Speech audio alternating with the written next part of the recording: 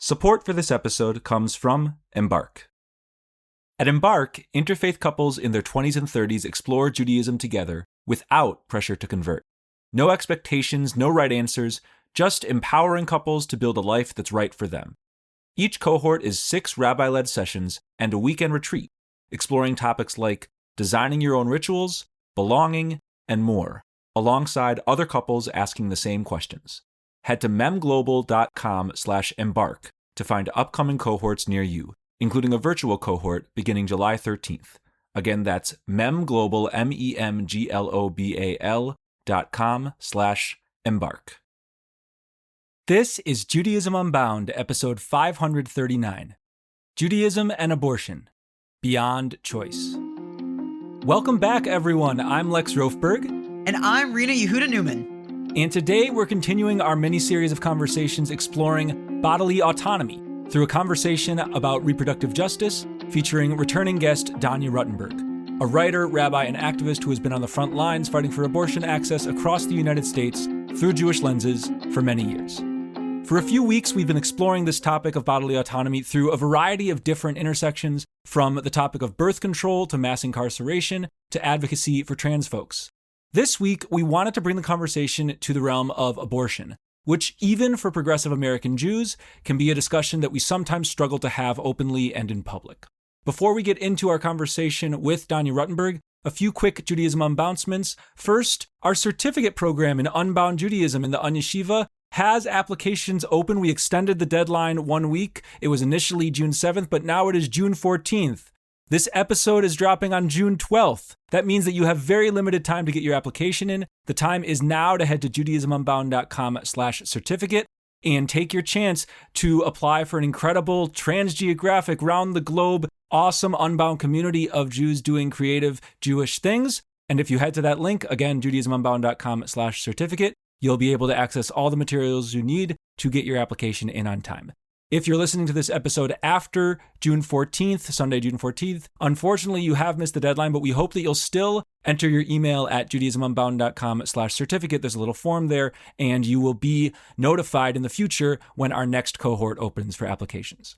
Another announcement, for those of you who subscribe to this feed, and we hope that's all of you. If you're not a subscriber, definitely click subscribe in Apple Podcasts or follow in Spotify, whatever your podcatcher, your podcast listening app. But you may have noticed that earlier this week, we released an episode of Rest to Return, our new podcast in the family of Judaism Unbound podcasts, hosted by Kashira Halev Fife.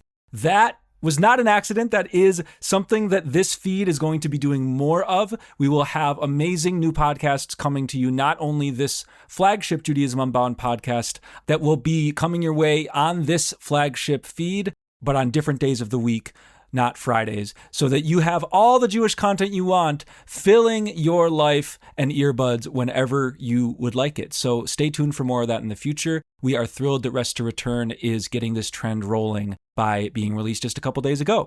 And now a little bit more about our guest today, Danya Ruttenberg. Danya Ruttenberg is the award-winning author of 8 books who now makes her primary writing home at lifeisasacredtext.com.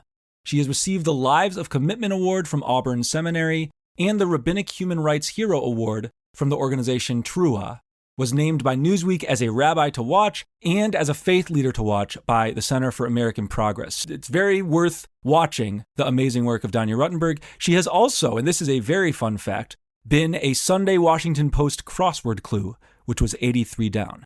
Her newest book, On Repentance and Repair, Making Amends in an Unapologetic World, is a National Jewish Book Award winner and an American Library Association Sophie Brody Honor Book. She has written for the New York Times, the Washington Post, the Atlantic, Salon, Time, and many other publications, and been featured on NPR, Good Morning America, USA Today, NBC News, CNN, BuzzFeed News, all over the place. Her 7 other books include the National Jewish Book Award finalist Nurture the Wow, the Sammy Rohr Prize shortlisted Surprised by God, and many more. She has served as a leading rabbinic voice on Judaism and reproductive freedom, reproductive justice, organizing a network of 2,500 rabbis for repro, that's reproductive justice, before and leading it through and beyond the fall of Roe v. Wade. More on that in this episode. In other roles, she has organized the Jewish community to fight for economic justice, created frameworks for dialogue and understanding across lines of difference, and led student communities on several college campuses. She has also been involved in shaping Jewish responses to sexual misconduct, both as an inaugural steering committee member of the Safety, Respect, Equity Project and consulting on numerous cases across the Jewish organizational landscape. Danya Ruttenberg, welcome back to Judaism Unbound. It's such a thrill to have you back on the show. It is always such a delight to be here. Well, we totally agree, and we wanted to kick things off here in this bodily autonomy unit by going into the intersection of Judaism and abortion. I mean, you have spent a lot of time advocating on this issue. I'm kind of wondering if you can kick us off just with what is currently happening on the front of abortion rights, of reproductive justice. We're going to focus largely on the United States. What's going on that front, and specifically intersecting with Judaism? What are some of the key battlegrounds that are happening? What have we lost? What have we gained? Obviously, we're all aware, and our listeners are aware, that we have an awful administration in office right now that is inflicting harm on a lot of people. And we also, I figure, are aware that the Supreme Court, not so long ago in the Dobbs decision, catastrophically shifted this issue. But what do things look like right now? What are you and others working on in the fight for abortion justice through Jewish lenses? So, a few things to underscore. Even before the horrific decision of the Supreme Court to overturn Roe v. Wade, abortion bans disproportionately impacted people who were struggling to get by, Black and brown communities, trans people, disabled people. Every single community that is marginalized are disproportionately impacted by abortion bans. And in the post-Dobbs era, all of that is true exponentially. It was never the case that everybody had, quote unquote, freedom of choice. That was never a good word.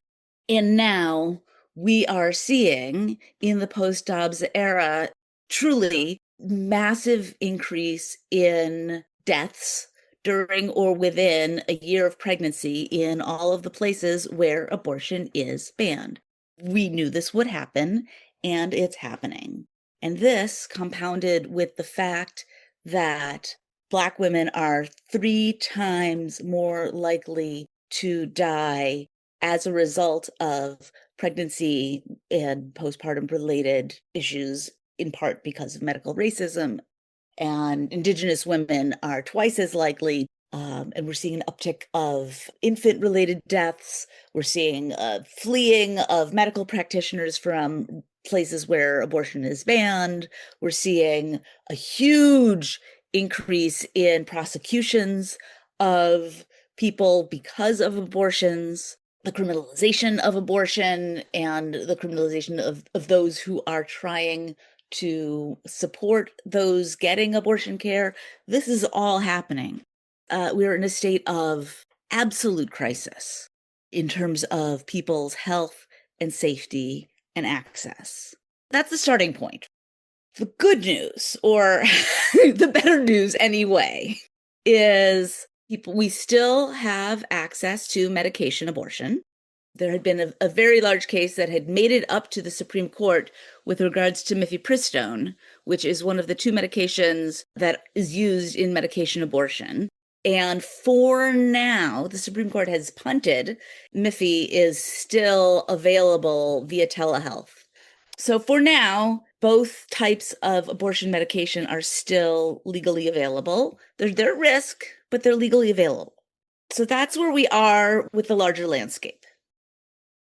That's super helpful. And I want to have some conversation related to terminology. I mean, you mentioned really briefly that you're not sure choice was ever the best word to be mobilizing here. I want, for folks who are not familiar with some of those debates, for you to be able to talk about why. I think the word choice has come up as sort of synonymous with this issue for a lot of folks. And and recently there's been a lot of pushback on that from folks supporting abortion rights that may not be front of mind for everyone. So why might there be some pushback on choice? Because I think for a lot of folks, it seems like pro-choice, a prevailing term on this front, has done positive work, but there might be ways in which it has had other sides to it as well. So can you take us into some of the terminology of choice here? Yes, absolutely.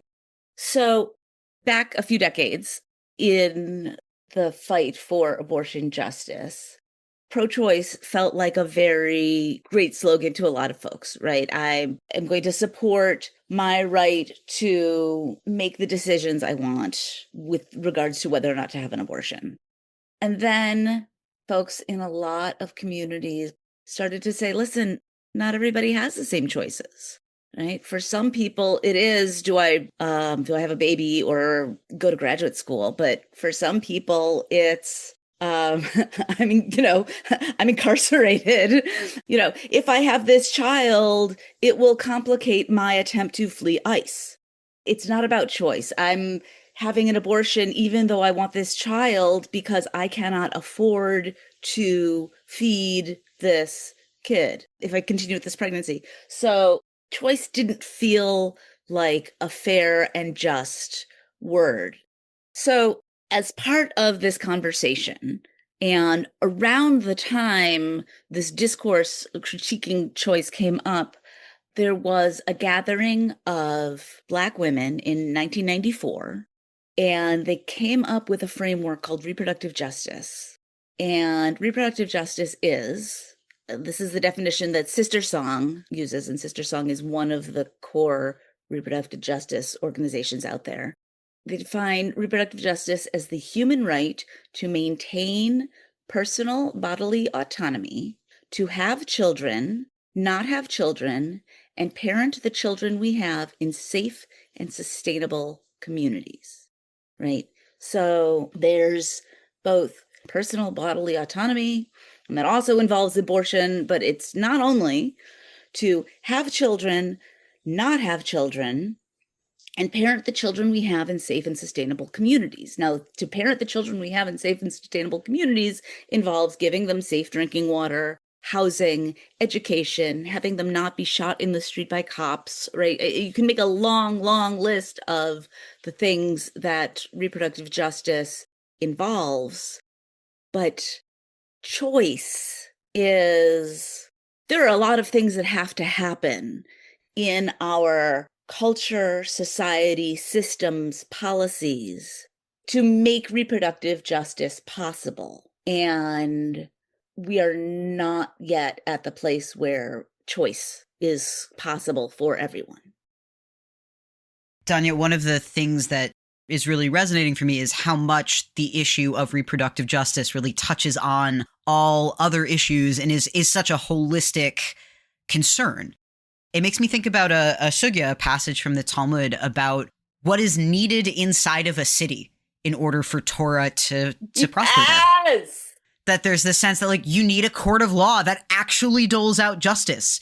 You need there to be tzedakah money so that people can have their basic material needs met. You need there to be public restrooms so that people can relieve themselves and take care of their bodies. You need scribes, you need physicians. Like, it's this really holistic sense that in order for the beauty of Torah to exist, we actually have all of these other needs that are both like physical and spiritual and sociological that have to be met.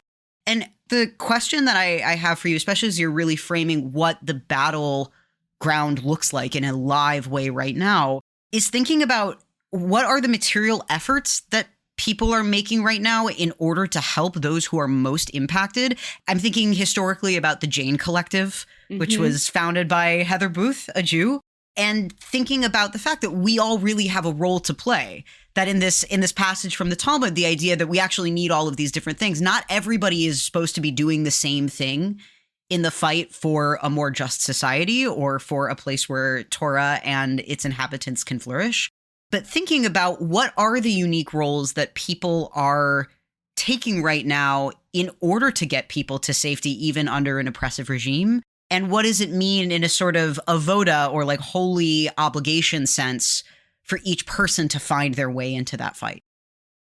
First of all, Rini Huda, that Torah just made me cry. That's so beautiful and so spot on and such a perfect reproductive justice text. And it's in the show notes for people who want to dive deeper into it and think more about this. Yes.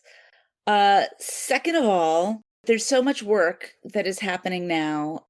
If one how, it's the legal team trying to support those who are being criminalized. for example. You've got the work of Renee Bracey Sherman, who began and really spearheaded the whole movement of abortion storytelling called We Testify. And I also want to say really clearly, 1 in 4 people who couldn't get pregnant will have had an abortion by the age of 45, right? 1 in 4. And more than half already have kids, right? This is everybody. This is people you know and love have had abortions. And the more people can be telling their stories, the more we can be destigmatizing and creating a world in which support for abortion justice isn't a theoretical thing. Yeah, okay, that's important to me, but rather activate a movement, right? This is my sister, my cousin, my best friend, my chavruta, my coworker, and then you show up in a different way. I think why don't we, instead of me standing here all day lifting up organizations, let me just say you should be donating to the National Network of Abortion Funds, right? Support abortions, give money as you can. I'm going to put together a long list of organizations that are doing incredible work in the show notes and places where you can get support if you're looking for an abortion, ways you can get involved in terms of activism, and other ways you can find your way in, because we could really spend the whole time raving about the incredible work that people are doing. There are so many things and so many ways you can be showing up. The follow-up question that I have about this, and I sometimes feel hesitant about raising the Jewish specificity on an issue that affects all people and is something that Jews are entangled in a network of many, many different neighbors and many different communities. But I also really believe that our unique positions actually put us at different advantages or disadvantages in terms of the kinds of work or kinds of approaches that we can take in order to make our unique contribution to tikkun, to repairing what is broken. And so I think my question for you right now is to focus a little bit more on the Jewish element here of what is unique or special or important about what a Jewish contribution to this dialogue in the fight for abortion can actually be. And that being foregrounded with the fact that use of religion in an issue that has largely become an issue because of religion is its own complex and frankly frustrating, fraught arena. So the first place to start to get everybody on the same page is to note that in Judaism, abortion is not only permitted, but it's required when the life of the pregnant person is at stake. We should start with the sources. So Exodus, where there's a story wherein 2 people are fighting and they accidentally knocked over somebody who's pregnant.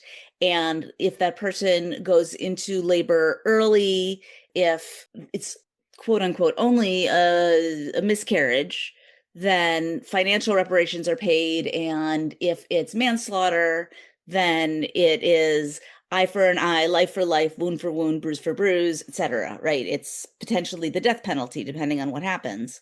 So we see that the life of the fetus is not considered tantamount to the life of the born adult, right? And then the Mishnah teaches that if somebody is in labor and they are struggling to give birth, as long as the baby is not half born, is not half emerged into the world, we prioritize the life of the pregnant person first. But as soon as, functionally, as Rashi says, that first breath has been taken, then they are like a living soul. That neshima, right? That first breath, just as in Genesis, God breathed the breath of life into Adam, the first human's soul, then that breath, soul, life of the person is what makes them human, what makes them from a potential life into what we would consider a different status. And up until then, the Talmud indicates they are part of the pregnant person's body. This is where our tradition lands. And so then, noting that, we have this Supreme Court that has decided to define life as not that, right? Who has decided that all of the rest of us need to hold by fair theological understandings, and that our theological understandings and our understandings of halakha, of Jewish law, of how our covenant tells us we are to behave doesn't matter because of how they think about how life begins. That's an imposition on Jews, on Muslims, who we can get into what I understand from my Muslim friends and Muslim texts say, progressive Christians, atheists, agnostics, not just us, but also us. What's notable about Jews is that we have a long history of texts that say this stuff really clearly. So from the Jewish angle, we've got both the free exercise clause, right? Halakha says, Jewish law says that we can and sometimes should have abortions in places where the Supreme Court has said we cannot, or state law has said that we cannot. And the Establishment Clause, which prohibits the government from making any law respecting an establishment of religion. And in this case, they appear to have established some religion, prohibited some things based on some theological ideas. And there have been various court cases bouncing around with Jewish plaintiffs. The one from Indiana got a win. The Jewish claim is being taken seriously. So that's where we are in terms of a First Amendment claim to abortion justice. That's part one. Now, I guess the three of us need to start unpacking together the possibilities of part two, right? Which is, what are the challenges? I'll start with some personal information that may or may not be relevant. My dad's a con law professor. He's a constitutional law professor, and he specializes in the First Amendment. I'm not saying that to give me street cred. It doesn't. It doesn't at all. No, it's just like we've talked about this a lot. It does inform this conversation. and what's funny is like we have conversations about First Amendment stuff. We have conversations about constitutional stuff a lot, and we actually frequently, not just every once in a while, frequently have different takes. So like, I want to be clear. I don't have any enhanced street cred. It's just that is personally relevant that I have schmoozed with somebody I love about this a lot. I love when people name their positionality. It just makes me happy. Okay, bring it. Yeah. And because I work in Jewish life and not in the Constitution, and because he works as a constitutional law professor and not in Jewish life, like it's kind of a Venn diagram that we often find to bond and talk about. And one thing that I've learned and been appreciative of that certain scholars and folks have written on this front. I'm thinking in particular here of Michal Raucher, who has written wonderfully, and we'll put a link to a key article in the show notes. She has talked about how the ways that not just Jews, but the ways that religious folks, and by the way, I like being religious in these arguments. I am like a proponent of finding ways to be as Jews religious and to claim that we are anchored in a grounded ancient tradition that should be respected like everybody else. I want to start with that because sometimes I'm misinterpreted with what's going to come next. I believe that being religious matters, and practically in a country that has a kind of religious freedom, that has free exercise, and that a lot of our sort of zeitgeist is around religious claims mattering more than other claims. Mm-hmm. Like whether that's good or not, that's the water we're swimming in. Yep. That having something be religious makes it count more in a court. And so I'm aware of that. The next question is, how is it religious? And I struggle as somebody who does not mark my religious Jewishness through holding Jewish law as a binding part of my life. I struggle when the primary way we talk about Judaism, as you said, permitting but even requiring abortion in some cases, I struggle when that's through the lens of saying, we have these texts from the Talmud, we have these other sources. In my view, and I get that maybe this is radical, I don't know, like most American Jews are just not making their Jewish decisions around what halakha says or doesn't say in a direct way. And I don't think that means all of the Jews outside of halakha are sort of not religious. And I think that we should find ways to hold, and this is where Michal Raucher writes this, this is not my original idea, we should find ways to talk about the history of Jewish activism for reproductive rights. Initially was the language, reproductive justice now. we should understand that what it is to make a religious claim about what Judaism, quote unquote, says or what Judaism, quote unquote, does. Judaism doesn't talk. It doesn't act. It's we as Jews do, is more than just what Talmud says and what codes say. And so Michal Raucher writes about how we should find ways to talk about the legacy of Jewish activism as itself part of what it means to make a claim about what Jewishness is or what Judaism is or what religion is. And in a country that uses Christian assumptions around what religion is, I mean, you mentioned the Indiana case. I was thrilled to see that. That is the first situation I am aware of, maybe there are others, where Jewish claims around religious freedom to have abortions have been seen as legitimate. More often, the Supreme Court especially, but many courts, look at every claim by a non-Christian group of this is a religious thing that we want to do, can we do it? And they say, nope, not really religious. That doesn't really hit the threshold. And I feel like that has to influence this conversation because even if we're right, even if it's true that on the halakhic front, we are correct in saying there is a religious freedom claim about Jews, what are some of the other ways in? And I'd love to hear your ideas there. I don't think we're really clashing. Like, I don't oppose, I don't have a problem with the amazing organization saying, like, there are Jewish texts that promote this. I just want us to hone in on ways we can also make other claims about what Judaism is and does. So first thing I want to say is I am a big Michal Rauscher fan, and I think that piece is brilliant.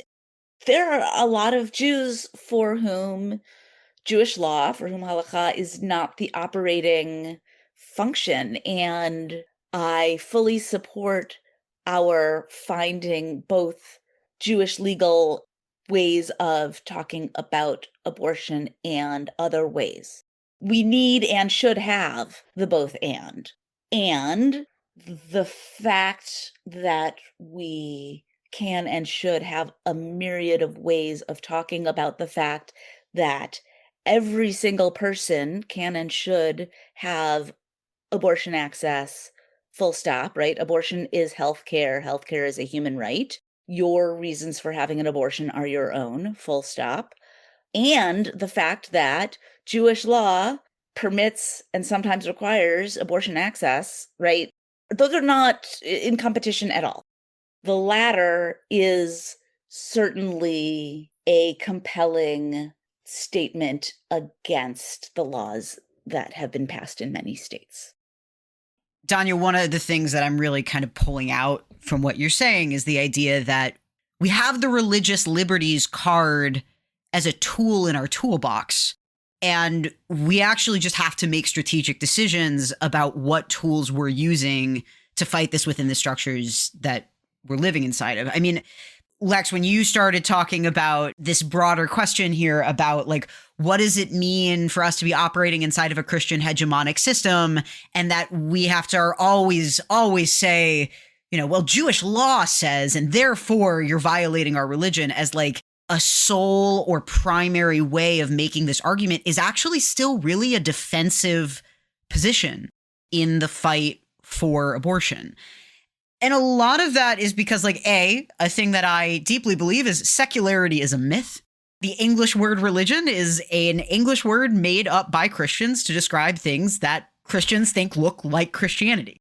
And so within that system, in an American context, we're constantly having to make ourselves legible to what those systems are and how we might be slotted in. Yes. And so that means all of the time that when we're saying, oh, well, it goes against our religion, we're actually still accepting a Christian hegemonic premise. Yes. And that's, Lex, what I hear you saying about like the activist part of like, actually, maybe activism and protection of the most vulnerable is something that is legitimately a Jewish value and does not have to correspond to what we understand to be our codified law.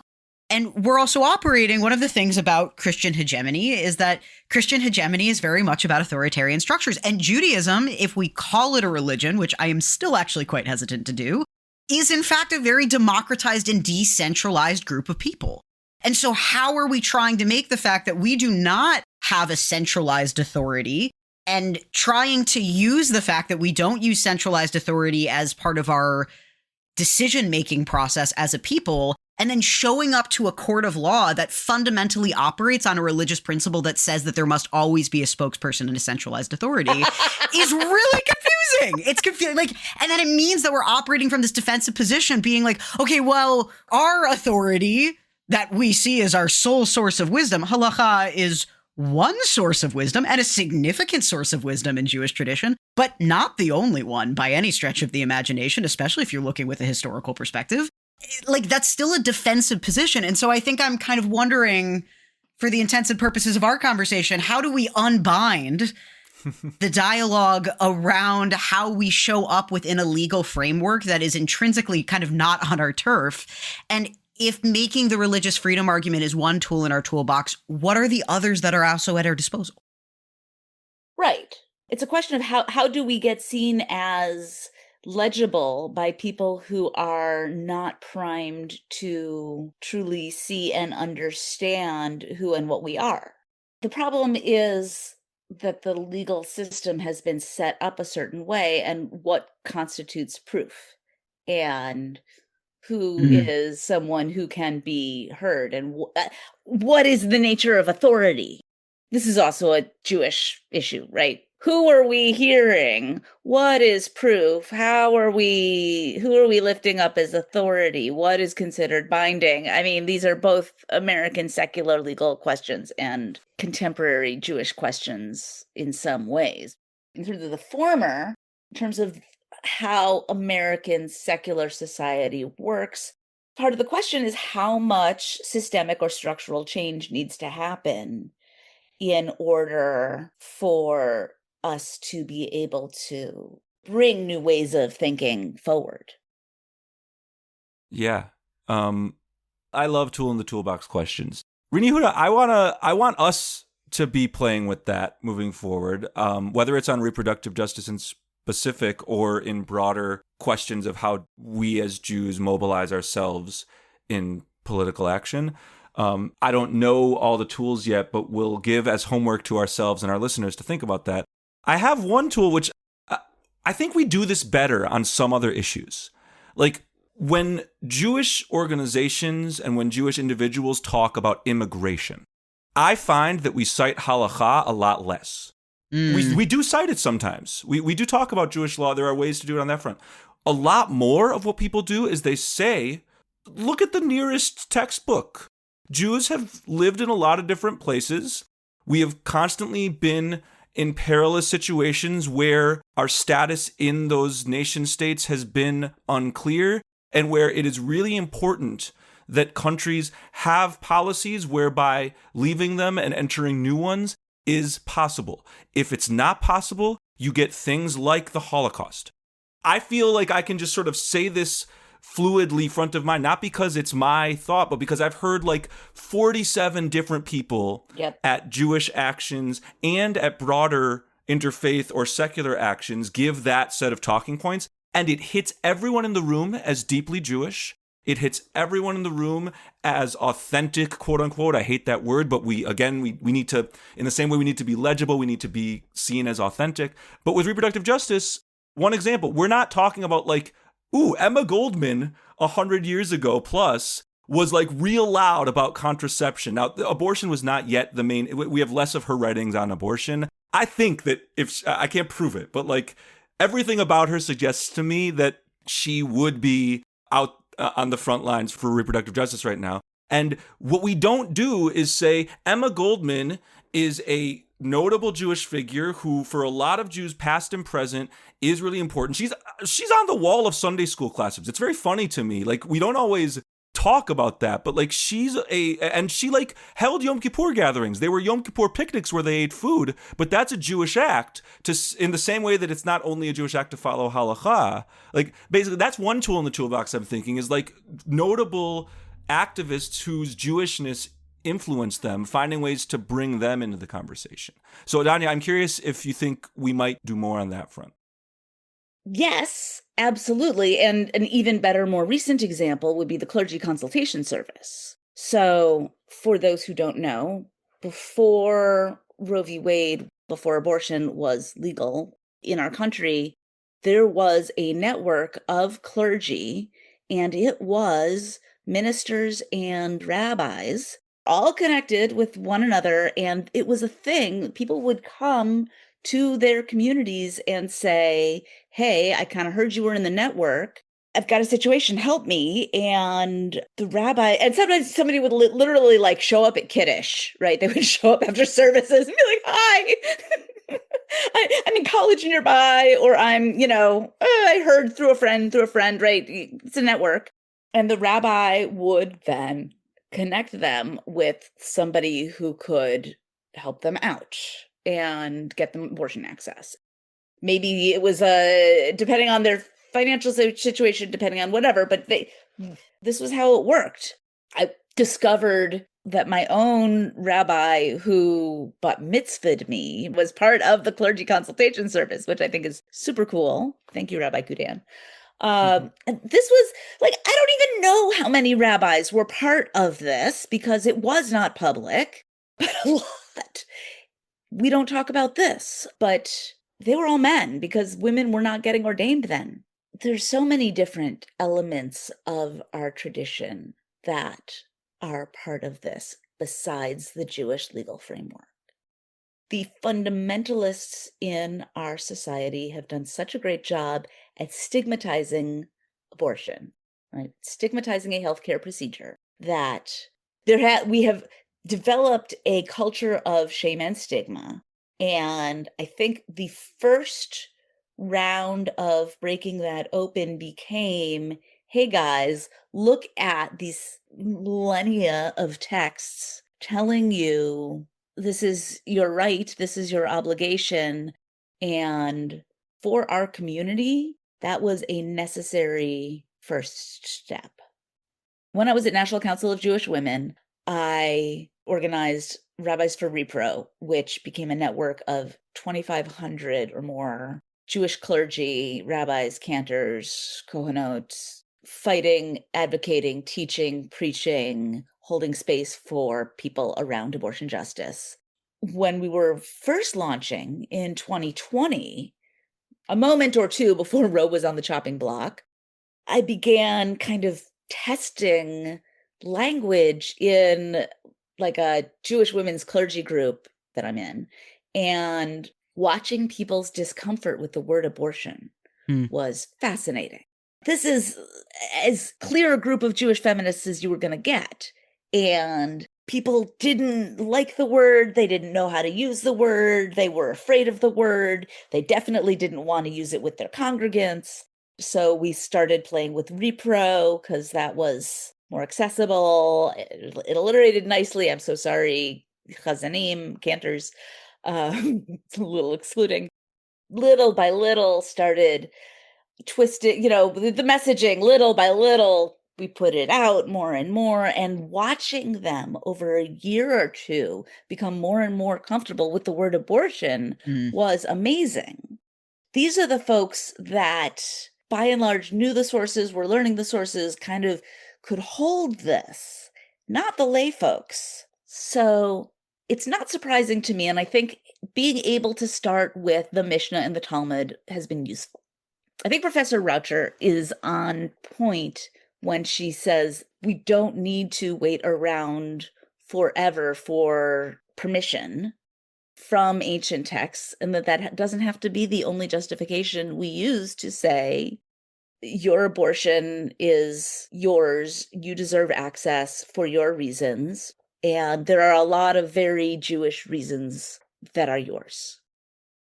It makes a lot of sense to me that you're pointing right now to our oral tradition, saying like Talmud and Mishnah are a good place to start, and it's where the storytelling begins. Mm-hmm. As you were talking about, what does it mean to actually tell the story of either getting an abortion or talking about the lore of this incredible group that you organized, right? And the way that these stories and the way that people's opinions, leaders' opinions changed because of these intimate conversations is really important. I'm going to bring up right now the fact that I'm a Maggid in training and thinking about actually when we're looking at tools in the toolbox and like natively Jewish. For those who haven't heard your Maggid episodes, Maggid is a storyteller. You're training to be a Jewish storyteller. within the great oral tradition. And we have historically the Jewish tools of not just halacha, not just Jewish law, but agadata, of stories. These two components actually work together to help us figure out what the right ways forward are as a collective. And so as we're talking about these questions of what does it mean to be legible to a legal system that is in fact not our own, that is often quite hostile to us and our neighbors, I'm thinking a lot about these questions about legibility. And is legibility always a good thing? You know, for me as a trans person who's thought a lot about Trans Day of Visibility as a political tactic, it's like, well, it's actually been kind of a nightmare. Being really visible does not necessarily make you safer. It does mean that there are more people talking about you. It means that you are possible. But the existence of that possibility is not the same as being protected. Yes. And for many, many centuries, Jews have known that our visibility does not necessarily make us safer. And that legibility, though it is one tool in the toolbox, also comes with really serious trade-offs. And I think about this a lot in terms of trans rights, about the fact that actually a lot of the modern trans dialogue has really ceded trans people's rights to privacy about our own lives and our own bodies. And I'm thinking here about how word of mouth networks are intrinsically private and they are intrinsically protective. What you're talking about with all of these folks who are going to, in this case, like male rabbis and saying, hey, can you help me out? That was a private procedure and it was word of mouth and it was because of personal stories. Yeah. And now, Lex, when you're bringing in this role about when we talk about immigration at the Jewish level, we don't have to point to halacha for that. Like, we just get to tell the story.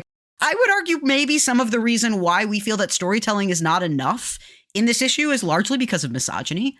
The ways that women's stories or people or genders that are not cis men have often been eroded in our oral tradition. Those stories just didn't get written down, but they were very, very alive and very, very well. And so I'm thinking here about what is the role of storytelling and the role of being able to point to our oral tradition as being a very legitimate authority in our experiences of the fact that historically, there have always been Jews of many genders who have gotten and have assisted in abortion access and contraceptive access.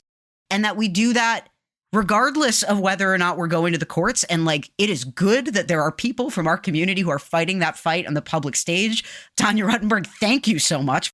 And thinking about what are the other ways that are less legible to the systems that be, that also materially protect people and are about word of mouth, are about the stories that we tell, and making people more comfortable taking action and using the language of abortion or contraception or reproductive justice, or if we're really expanding this outwards, bodily autonomy in ways that protect all of us for all of the different things that constitute what it means to live in a world where Torah and its inhabitants can flourish.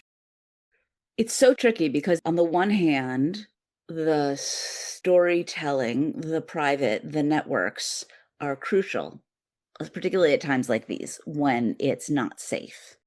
That's always been true, right? One thinks about Jews going to their neighbors in Germany and Poland.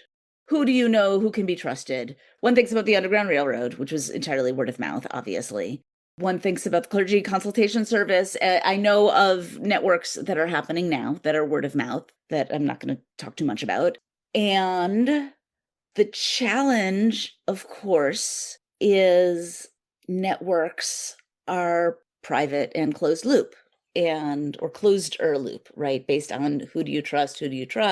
And if you are outside that loop, but need access and need a way in, it's hard sometimes to find your way in. If one is seeking a job, but is outside a network of information, or if one is like the Whisper Network to find out if someone is a bad actor, on the one hand is a way that communities protect themselves from bad actors. And on the other hand, if one is outside that Whisper Network and doesn't have the access to that information, right? So we need these networks. They are protective. They are crucial. And for the importance of having systems and structures that can actually do the work of access and justice and equity and keeping people safe is where we're all must be striving to get to, right? We must be fighting for a world where we don't need these networks, is basically the bottom line. Danya, as a closer here, we've asked our previous guests in this series on bodily autonomy to talk about their notions of bodily autonomy. And so I want to hand that over to you. Now, thinking about all of these different corridors and rooms in the fight for reproductive justice and the way that it connects out to other issues, how do you think about the notion of bodily autonomy? And how can that framework actually help connect us both to the fight in a more legible and public venue and to each other as we're doing this work on the ground through these networks that are more closed circuit? One of the things I love about our tradition is the body as sacred. From all of the rituals we have about how we treat it during the day to how we treat the body after we pass.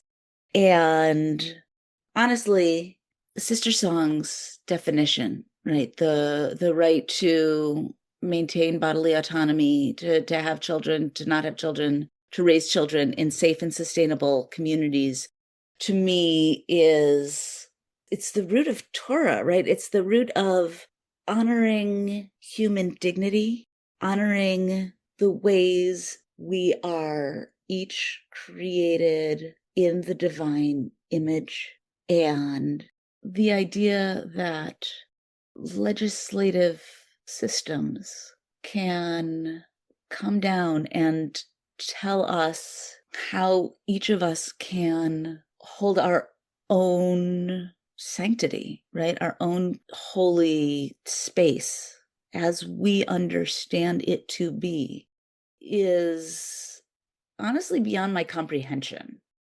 The Torah teaches you're created in the divine image, and this is going to be controversial, but choose life, right? But we get to choose life, right? Choose, and life, the flourishing of it. That means my own life. I get to choose my own life. I get to choose what that looks like. I get to choose the shape of my own life, how it unfolds, and who I am as it unfolds. And it also means we are choosing systems and structures that promote the flourishing of safe and sustainable communities. Choose life means drinkable water. Choose life means housing. Choose life means education. Choose life means I'm sending my kids to school and I know they're coming home and there's nobody coming in with an AK-47 in the middle of that interlude. Those are not the choices that this country and these systems choose. Choose life means we're not stealing people and putting them in concentration camps for profit. Bodily autonomy is not just me as a person who gets to decide, am I going to have an abortion? Am I going to go on T? Am I going to get a tattoo? Bodily autonomy is, do I fight to create a world in which everybody can create safe and sustainable communities for themselves, for their children, for the world that we all deserve to have? The conversation about abortion has never been about choice. The world we need to create is one in which everybody can truly thrive. And until then, we don't have bodily autonomy for anybody. That's the note we're going to end on. And it's not necessarily one of rah-rah joy, but it's the one we need right now. So thank you, Danya Ruttenberg, for bringing that and for bringing this whole conversation today. Thank you for having me. This has been another episode of Afflict the Comfortable with Danya Ruttenberg. Yeah. Baruch Hashem. We deeply enjoy Jewishly Afflicting the Comfortable this week and every week on Judaism Unbound. So thanks again to Danya Ruttenberg for joining us, and thanks all of you for listening. We hope you've enjoyed this conversation, and we hope that you'll tune in again in the future. As we close, a big reminder, our certificate program, we have applications open to apply for our 4th ever cohort. You can do so, but you only can do so for a couple more days as this episode is being released. So the deadline is June 14th. That's Sunday, June 14th, to get your applications in. Do not delay. Head to judaismunbound.com/certificate to get the materials you need and submit them by June 14th. If you listen after that date and you're interested in the certificate program, still head to that website, fill out the little info form, and you will be notified in the future when the certificate program is open again for applications. So we hope that you'll consider that. We also are so deeply grateful whenever you are in touch with us with questions, visions for the Jewish future, big, grand ideas, whatever you've got. All of that you can send our way, and here are the different avenues you have to be in touch with us. First, there's our Facebook and Instagram handles. Both of those are at Judaism Unbound. Second, there's our website, JudaismUnbound.com, where you can find show notes for this episode, including a really great list of resources provided by Danya Ruttenberg if you are looking for ways to be involved in the reproductive justice movement, Jewishly and beyond. And you can email us at hosts, HOSTS, at JudaismUnbound.com to be in touch with Rini Yehuda and with me. So we're so grateful to all of you out there again for listening. And with that, this has been Judaism Unbound.